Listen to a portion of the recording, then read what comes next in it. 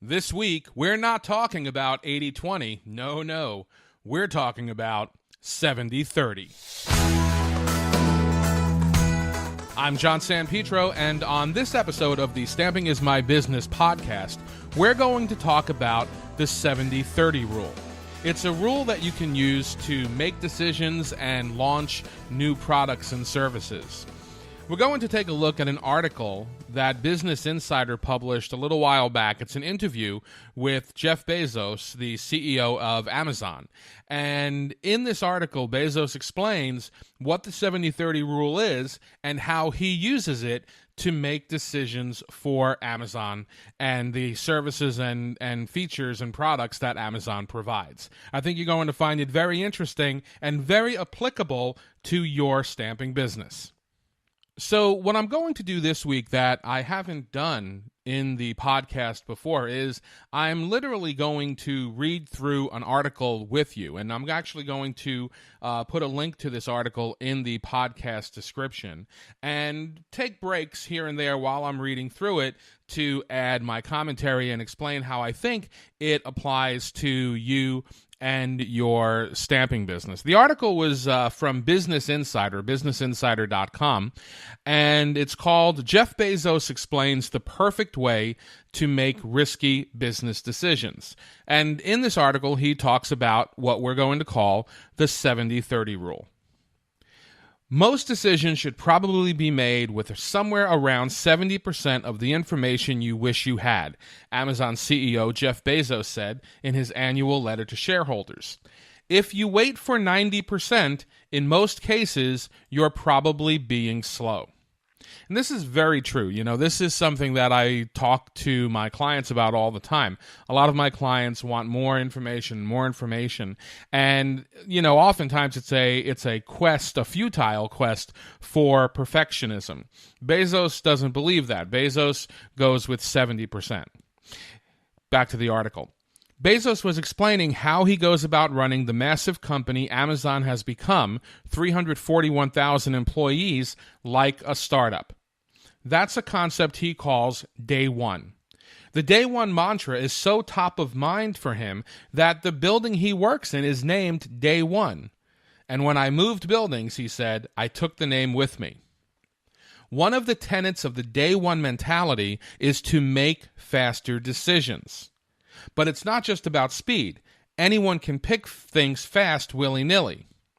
Bezos wrote, you have to somehow make high-quality, high-velocity decisions, easy for startups and very challenging in large organizations.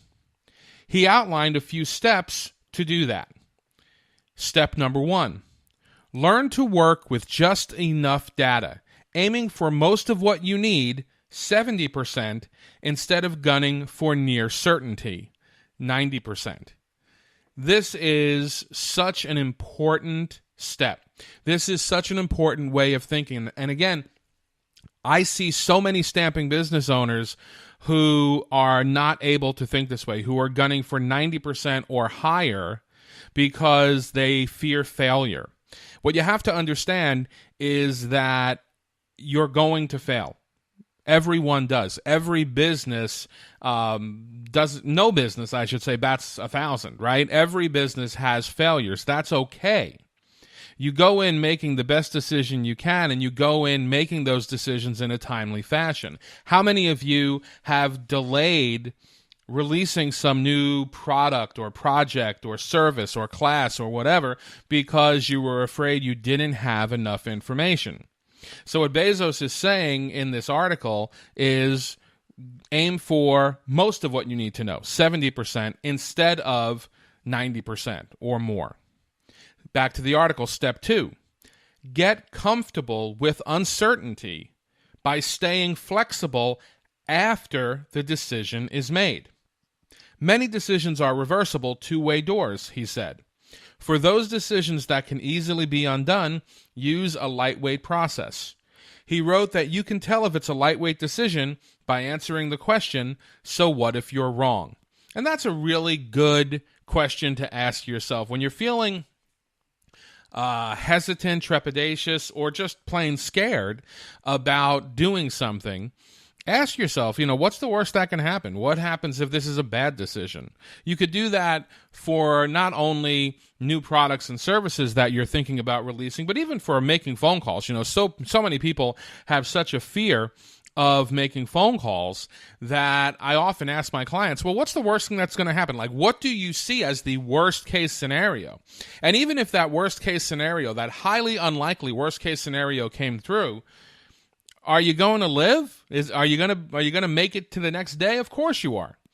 So really, how bad can it be? Get comfortable with uncertainty by staying flexible after the decision is made. Step 3, back to the article. Instead of focusing on avoiding mistakes by making perfect decisions, and that's really what we're doing, right? We're trying to make the perfect decision so we don't fail. Instead of focusing on avoiding mistakes by making perfect decisions, become a master of quickly recognizing and correcting bad decisions. If you're good at course correcting, being wrong will be less costly than you think, whereas being slow is going to be more expensive for sure. That is absolutely true. That is absolutely true. Again, this is just that quest for perfectionism, and it costs you so much more to not do something at all than it does to do something almost right. Not 100% right, but just putting it out there.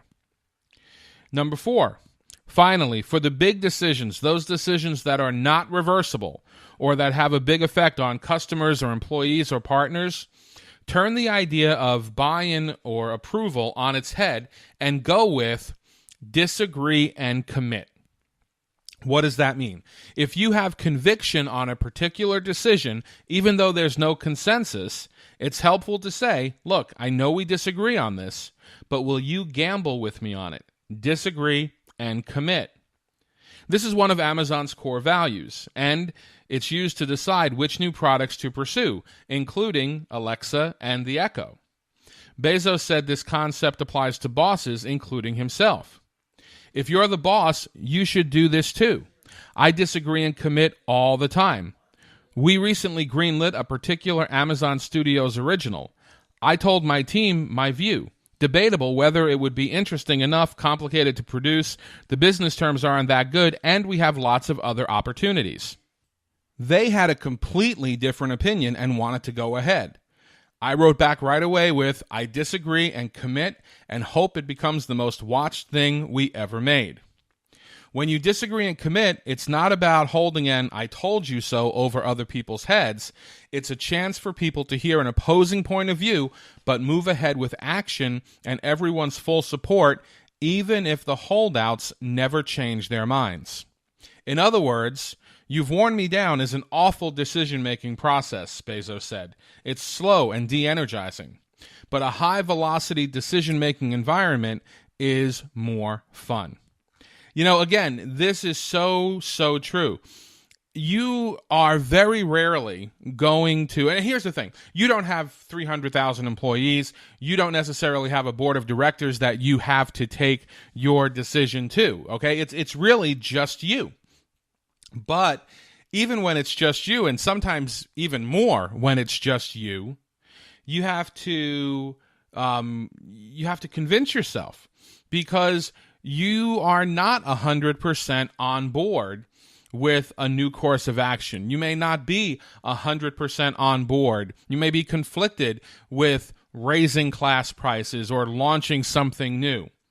So the question is, number 1, if this is a bad decision, is it going to kill me? Can I just reverse it? And if you can, great. Then there's really no reason not to move forward with it. But let's say it is a big decision. Let's say it's something that you can't necessarily reverse, okay, or you can't reverse easily. That's where disagree and commit comes in. And you could disagree with yourself and still commit. I understand that I'm conflicted, but I'm going to move forward with this anyway. I understand that I don't 100% approve of this, and I'm not 100% comfortable with this, but I'm going to push it forward. Imagine how many more decisions you would make, and imagine how much faster you would make them if you actually did that. If that was the conversation that you were having with yourself. So this is a rule that really turns decision making on its head. But you could see how it helps every business, including your stamping businesses, to make decisions faster, to make decisions in a more timely manner, and probably, to make better decisions. Let's just review the steps. Number 1, aim for knowing what you need to know 70% instead of gunning for near certainty. Number 1. So go with 70-30. Number 2, get comfortable with the uncertainty by staying flexible after the decision is made. Number 3, instead of focusing on avoiding mistakes by making perfect decisions, instead become the master of quickly recognizing and correcting bad decisions. And number 4, for the really big decisions that are not easily reversible, instead of going with buy-in and approval, go with disagree and commit.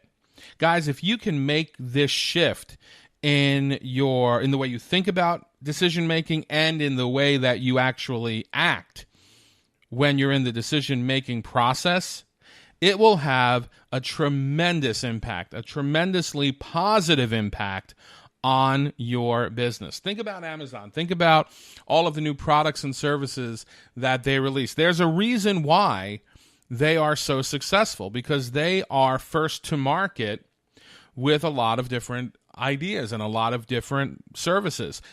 Does every one of them continue? Is every one of them a winner? No. But if they waited, or if they were waiting for perfection, or that 90%, they could have been beaten to market, or they may not have ever made that decision at all. And that's where a lot of you all are.